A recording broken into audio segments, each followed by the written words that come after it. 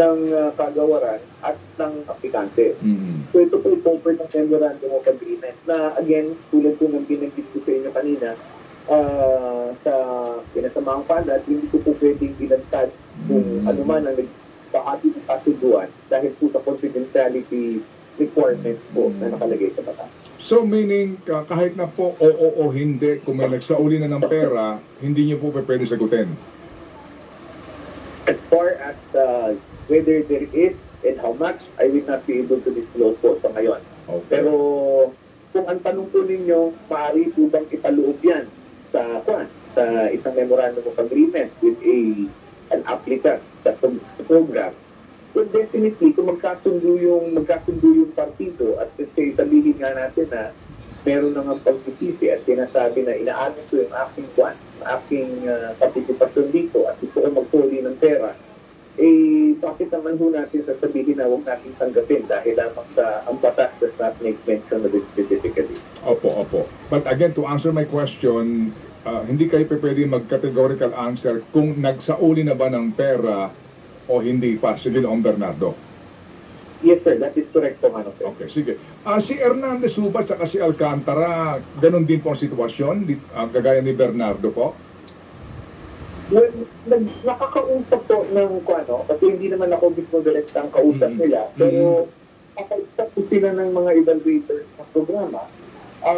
Alam ko, there are also pending applications of Mr. Hernandez and si Engineer Alcantara po. Opo. Pero wala pa, kailan po ang confirmation ng kanilang pagiging state witness po kaya, attorney? Ito hong tatlong ito, pati sila Mendoza kung sakasakali man, itong mga taga-DE at DPWH at maging yung taga-Sims Construction kung sakali man.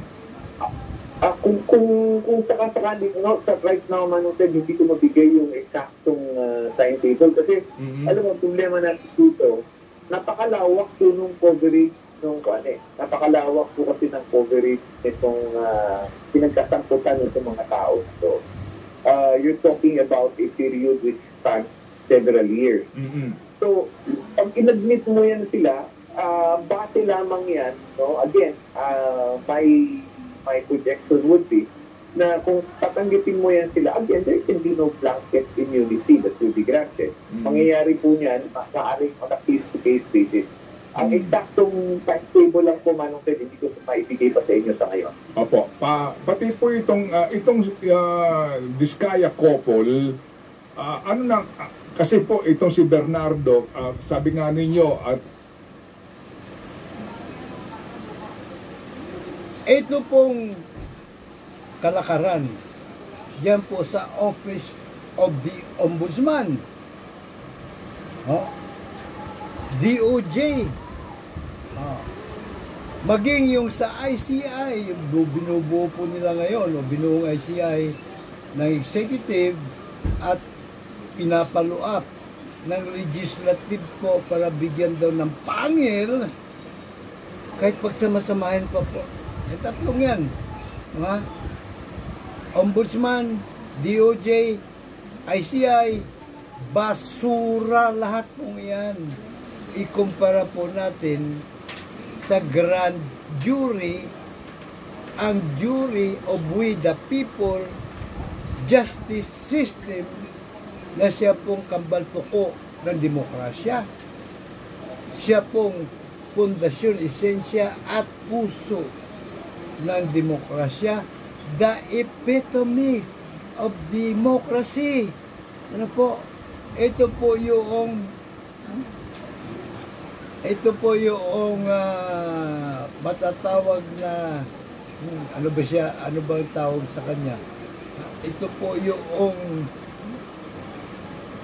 bedrock of freedom, bedrock of democracy, jury of we the sovereign Filipino people justice system. And by the way, ito po yung buwis buhay na ipinaglaban ng ating mga ninunong katipuneros para po sa ating kapakanan, karapatan at kinabukasan. At kanya lang, 3 beses tinambangan at pinaslang ng Campo Aguinaldo, pinaslang ng Campo Emilio or Manuel L. Quezon, MLQ, at pinaslang ng EDSA People Power Coalition. Ha! Ang birang pati sa mga. Anyway, sige. Atin po bigyan ng kahindik-hindik na detalye. Ano po? Kahindik-hindik na detalye. Para po, meron po tayong ika nga, pagbabatayan. Doon po sa atin sinasabi na basura kahit na pinagsama-sama pa yung tatlo. Ano po? DOJ, Ombudsman, ICI. Basura po yan. Pagsama-samahin po natin yung tatlong iyan. Ano po? Okay, let's go. Patugtugin po muna natin ito.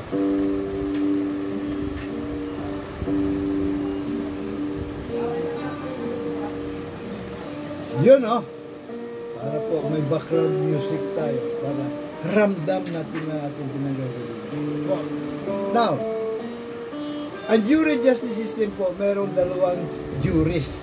Yung una, yung po yung grand jury. Binubuo po ito ng 16 hanggang 23 katao ng mga grand juror. No? 18 anyos pataas, marunong bumasa.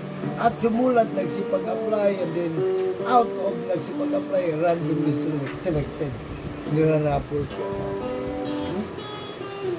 Gamit ang kanilang sentido común, hanapin po nila kung may probable cause. Batay sa kung ano yung katotohanan. Ngayon, pagka ganito po ang kaso ay itinuturo na isang kongresista dati, si Saldico, na ang mastermind, ng warta, ay si Martin Romualdez, ang kanyang Speaker of the House, at itong si PBBM, Pangulong Ferdinand Bongbong Marcos. Ano po? Ang mangyayari po riyan, yung po Department of Justice Secretary mag-a-appoint ng special prosecutor. Bakit kailangan po niya mag-appoint? Para po hindi pagdudahan na po ang gagawin investigasyon, kasi kung organic sa Department of Justice na prosecutor ang gagamitin, abay, antimano pagdududahan na yan, kasi siyempre presidente at yung kanyang pinsan na speaker ang involved. Ano po? So, maiwasan yan kung mag-appoint ng special prosecutor. Ano ho? So, pag na-appoint ng special prosecutor, kailangan yung background, integridad, kapasidad ng i-appoint, kailangan din rin questionable kasi po pwede questionin baka may killing kay ganito, may killing kay gano'n sa investigan po. Pag siya po ay na-appoint na, wala nang problema, wala nang usapin, yung prosecutor na po na yan, mayroon pong software na power. Software na power siya. Diba? Pero, isang bagay yung tiyak, hindi po niya isusupwe na ito pong si Martin Romualdez o si Pangulong Bongbong Marcos. Kasi kaungasan po yan pagka sinupwe na mo, kasi sila ay meron pa pong presumption of innocence. Ano po? Meron po silang right to remain silent. Paano mo tatanungin yan? Invoke niya lang yung kanyang karapatan na right to remain silent, tapos ng boxing. Wala mangyayari sa buhay ng prosecutor. Ano po? Now, itong prosecutor po, una, gagawin niya, mag-i-impanel po siya ng grand jury.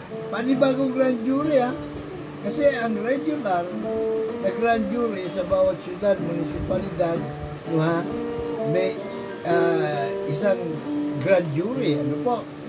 Isang grand jury.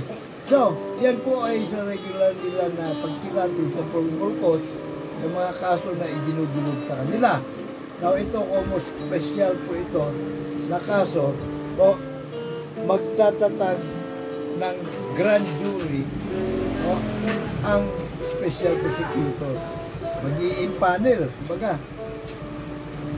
23 katao. Siyempre, meron yang alternate para kung kailangan ang substitution, mayroong bench warmer. Wala.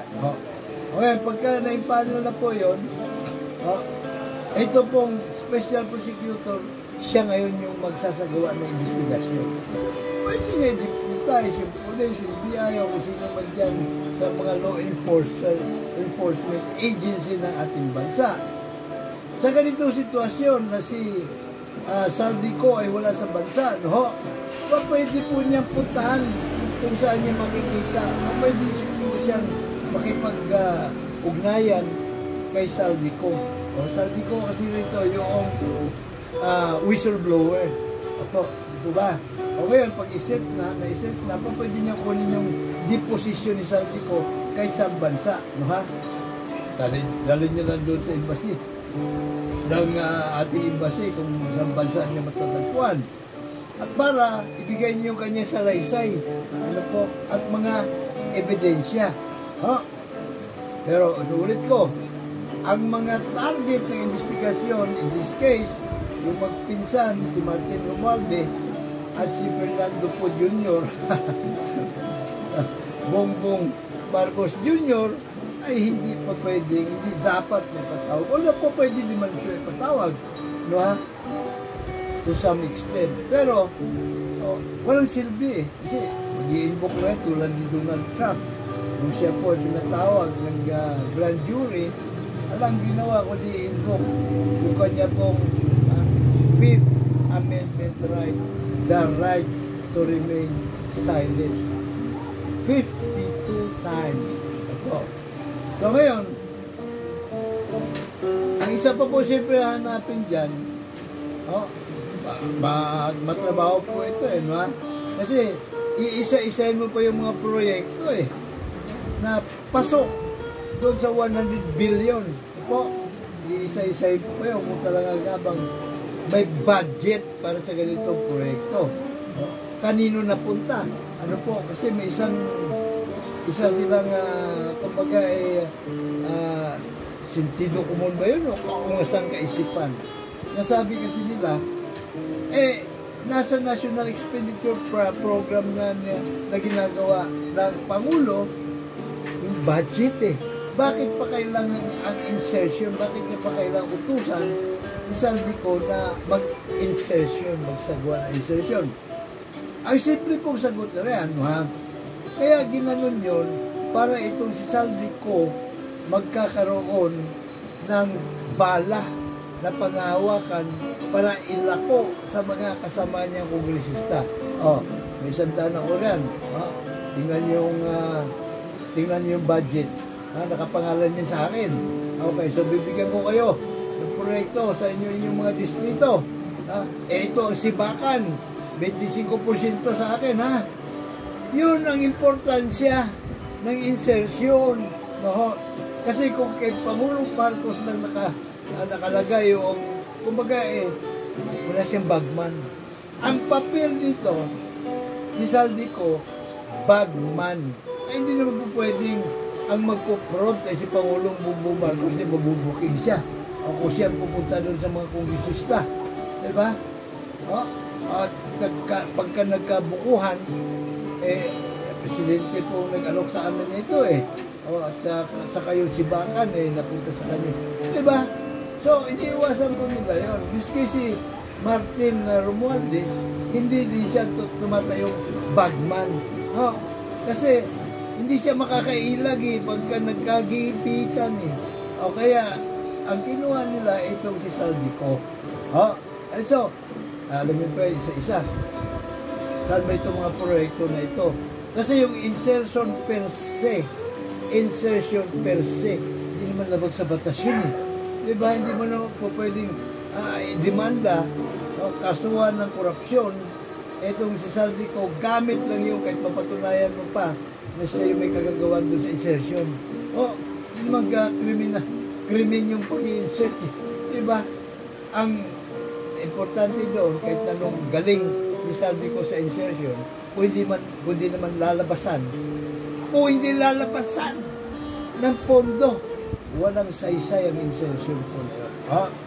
So, yan na po yung mga gagawin na itong prosecutor. And then, pagka halimbawa,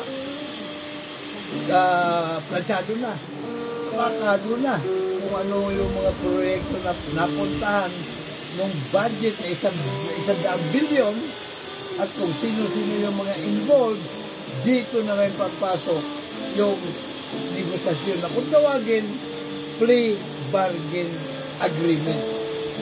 Sa pagitan naman ng prosecutor, yung prosecutor na plea bargain yan. At yung abogado na akusado. In this case, either si Martin Romualdez o si Bongbong Marcos. Kung taga muna, alam niyo ba na miski si Martin Romualdez hindi rin kwalipikado na maging mastermind? Ang pwede lang talagang kwalipikado na maging mastermind, ang Pangulo. Kasi siya yung may final approval kung ilalabas yung pondo, hindi. Siya may final approval doon po sa GAA. Diba? Sa government appropriation na yan. Siya ang nag-approve, final approval. At siya rin ang nag-approve, nagbibigay ng go signal sa Department of Budget Management kung lalabasan o hindi ng pondo. So, for all intents and purposes, the backstop, pagka mastermind na pag-uusapan, kay Bongbong Marcos. Maliban na lamang kung sinabutay siya ni Executive Secretary. At ni Executive Secretary, kinutsaba ang DBM Secretary, ang DPWH Secretary, si Martin Romualdez, Speaker of the House, at si Chis Escudero. Tayo na mag-usap-usap dito bubulagin natin si Marcos. Hindi niya alam to. Kahit tayo nakakalam dito. Kahit tayo din na maghahati ng makukulimbat dito. May mamaleta rito. Kasi mayaman na naman yung mga Marcos. Mga trilyonaryo na yung mga yan. Diba? Ang sinasabi ko, posibilidad lamang Hindi ko sinasabing meron po tayo direktamente ebidensya. Pero ang posibilidad, abay mataas po, 99.9% na posible pong mangyari yon. Bakit ko naman po nasasabi ang ganun? Sapagkat imposible para sa akin na itulak ng gusto yung mahiya naman kayo ni Pangulong Bongbong Marcos at itulak ng gusto yung pagpapanagot kung involved siya. Di ba? Ikaw nga sa naisipan yun. Na talaga ipupus niya na involved siya. Involved pala siya. So, para sa akin, mas kapanipaniwala rito na binulag siya ni Executive Secretary, the backstop at the office of the Executive Secretary. Sila naman po ang kumamada. Ano po? So, maging yun, isa yun sa dapat iniimbestigahan, diba, ng special prosecutor. No? Kailangan no stone is left unturned. Di po ba? At lahat ng poder, meron ng prosecutor. Kung paano niya matutuklasan kung involved si Executive Secretary o hindi, diskarte niya na yun. Diba? Minsan, pinapainan pa ng mga special prosecutor. Yun Diba? May mga diskarte silang ginagawa riyan. At syempre, mangangalap din sila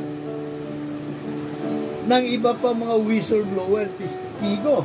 Halimbawa, doon sa mga bata, mga tauhan, clerk, janitor, dyan po sa Office of the Executive Secretary, medyo maghahagilap yung special prosecutor na posibleng whistleblower na may alam kung paano talagang nagkakwarta itong si Executive Secretary. Again, di ko sinasabing ganun nga nangyari, pinag-usapan natin dito, posibilidad lamang po. Sino pa ang posible? Yung mga nag-deliver, si Nagoseta, kailangan meron din siyang prueba na eto ba talaga ay kwarta laman ng mga maleta. Diba? Kailangan mapatunayan yun. Otherwise, hindi maaaring maging state witness itong si Ko, si Saldico. Kung wala po siyang solid no, na ebidensya na maituturo ito si Executive Secretary, maging si Pangulong Marcos, no, ha? Walang silbi po yung kanyang pagiging state witness. Hindi po siya papasa maging state witness at wala pong plea bargain agreement na mangyayari. Ha? So marami po siya po pwedeng gapangin na titistigo. Ano po? Sa opisina ni Martin Romualdez, maging sa Office of the President. Ano? Malay mo. Malamang marami din dyan yung may patriotismo. Isa pa, mahalaga malaman po natin ito. Ano po? Sa jury justice system, yung po mga whistleblower, hindi kailangan lumantad. Apo, hindi kailangan lumantad. Kahit chismis lang iparating nila sa special prosecutor. Ang special prosecutor na gagawa ng paraan na mai-connect niya. Connecting the dots. Mai-connect niya at matumbok kung talagang merong partisipasyon si Speaker Romualdez o kaya si Executive Secretary Lucas Bersamin o kaya ay tumuloy o andaluyong ng korupsyon sa Office of the President. Yan po ang beauty ng hukuman trial by jury. Hindi yung mga target pinatatawag katulad ng gusto na mangyari sa ICI. Karantataduhan po yun. Tingnan nyo ibang mga suspect pa lang nagsipagtakbuhan na, sibunuan na sana. Makmuna, di po ba? Nasa pa kayo babalik? Nababalik yun. Ano po? Pero again, sibunuan, meron din pong pag-asa yun na maging state witness. Kaya kung meron special prosecutor na pagkakatiwalaan ni Bunuan, pagkakatiwalaan ni Saltico, tiyak, makikipag-usap sila. Diba? Sapagkat di katulad po ng ICI, Ombudsman, diba? Ano pa yung isa? DOJ. Ito po, hindi naman ito malaya talaga Kontrolado po ito ng Pangulo. Di po ba? Pwede niyang pigilan na magsampa ng kaso. Mag-imbestiga pa nga lang, pwede niyang pigilan. Ako imbestigahan nyo Katulad ng ginawa ni Karma Digong. Diba? Sa investigasyon na isinagawa, dito po si Karandang, ang overall Deputy Ombudsman. Anong ginawa niya? Tinanggal niya sa Ombudsman. Deputy Ombudsman Karandang. So asan ng independent nitong? Wala po independent na justice system, kundi ito pong jury of with the people justice system. Na talaga namang tambaltuko na demokrasya. Nung isinira ang demokrasya sa Amerika, kakasama na ito Ito po yung pundasyon, esensya, at puso ng demokrasya. The epitome of democracy. The bedrock of democracy. Ano po? Of freedom and democracy. Ano po? So, ito ang ating hinihinging payo kay Senador Tito Soto at kay Speaker D. Kasi nagsasagawa kayo ng investigation in aid of legislation. Tama po ba? So ito po, kung meron po kayong dapat na ihain, ito yung amenda sa Bill of Rights. Kunin ang pamukpok katarungan, kunin ang bata sa kamay ng mga traidor at kawatan na kuno ay politician sa buong pamahalaan at ilagay sa kamay na where it belongs, sa kamay ng mga soberanong mga mamamayang Pilipino bilang mga jurors. Amenda ng Bill of Rights. Ano po? At halinawa, si Bongbong Marcos naman ay nakapanayam na natin yan, tumatakbo pa lang siya. At sabi niya, hindi, presenta niyo sa akin, maliwanag ninyo kung maganda yung jury justice system, itupad natin. Ayan, Pangulong Bongbong, diba? Ang sikreto ng mga mauunlad na bansa, like yung United Kingdom, United States of America, Australia, yung pong Canada, yung Germany, Switzerland, Belgium, the Netherlands, at marami pang bansa sa Europe, hukuman trial by jury. Yung mga bansa ng mga first world countries, isama mo na dyan, yung Singapore, yung pong Hong Kong, isama mo na yung pinakabagong na ship sa trial by jury. Yan pong South Korea. Ha? Ang common denominator po nila ay hukuman trial by jury. Maging yung Spain, nag-ship na. Yung Spain kung saan namanan natin itong kabuktutang hukuman trial by palakasan. Real Audiencia di Manila. So yun eh. Hindi ito pang Amerikano na justice system. Kamukha nang hindi alam na maraming mga ungas, mga abugago at bugaga na ating daw justice system ay pattern sa Amerika. Hindi po. Ito po ay sistema ng Espanya. Hukuman trial by palakasan. Kontrolado ng Pangulo sapagkat siya po ang Commander-in-Chief of all Armed Forces. Siya din may hawak ng susi ng ating pong kahadiyero ng kabambayan. So, nasisindikato niya pong gobyerno. Kahit huwag siya magdeklara ng martial law. Sa aking mga kapwa puwersa 99.9% sa puwera, ihanda po natin tigitigisan sa gradong boto. Ilaan po natin para sa Team Juror Advocate Candidate 2028. Ako, pangunahin ko ng kinakalampag na pamunuan ng Team Juror, si Mr. Justice Antonio Carpio, former Supreme Court Chief Justice Renato Puno, nandiyan si Atty. Hospicio, Major General Renato P. Miranda, Ariel Kirubin, Sani Trillanes, at iba pa na kuno ay patriotiko.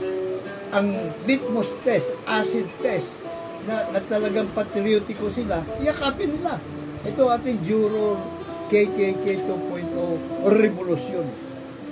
Magpapatuloy ng himagsikan ating po mga ninunong katipuneros para makamtan ang malayang bayan ala demokrasya ng Amerika powered by sangguniang bayan mamayan. Yun na. Kumbaga sa Amerika, yun po yung mga town hall meetings. At ang pinakamalaga, jury of we the people justice system. Tanda po natin. Iyan din po ang isinulong nilikuan nyo doon po sa Singapore. Malayang bayan, demokratikong bayan, although si Likuan nyo ay pagka-diktador, ay yung gobyerno niya ay pagka-diktadorya, pero mas demokrasya pa umiiral sa Singapore kaysa sa atin. So bago pa pinanganak si Likuan nyo, meron na po tayong Gat-Andres Bonifacio na nagsulong na ito pong malayang bayan, demokrasya ala Amerika, powered by jury of we the people justice system.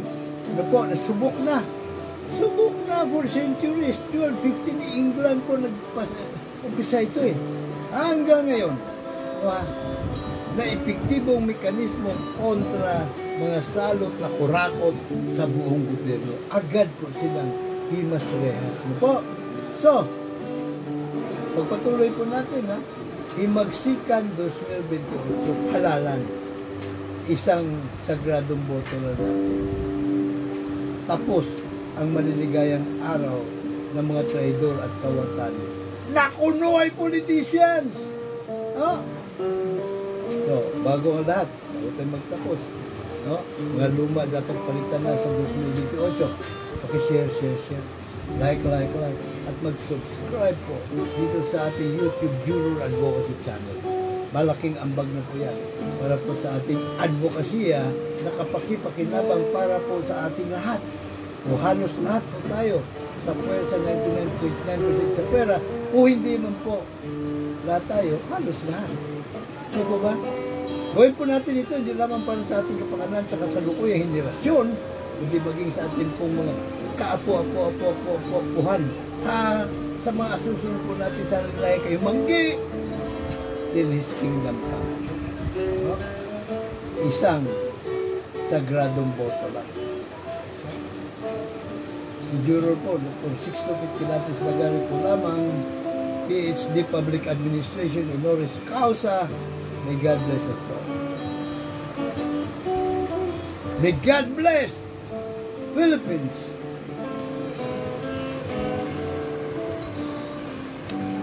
Isang sagradong boto lang natin. Babawiin natin ang ating dignidad. Babawiin natin ang pamahalaan sa mga traidor at kawatan na kuno mga politicians. Arreglado